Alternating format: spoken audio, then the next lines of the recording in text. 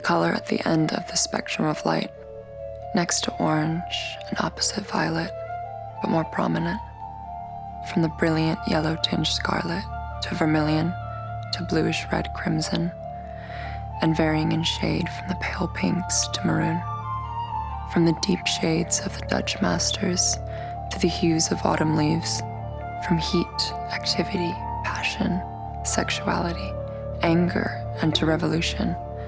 Red is a color unlike any other, unmatched in emotion and meaning.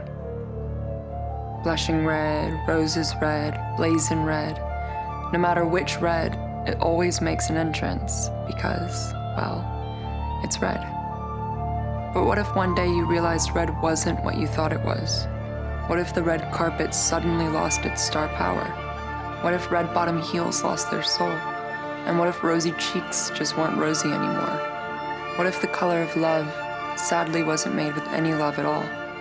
But what if we made a new red, just as bright and just as vibrant, still rouge and rojo, still the same but without that dirty secret, a new red that doesn't look different or isn't inferior to your other favorite reds, and a new red that isn't any less luxury, but a better red. A red that's alive.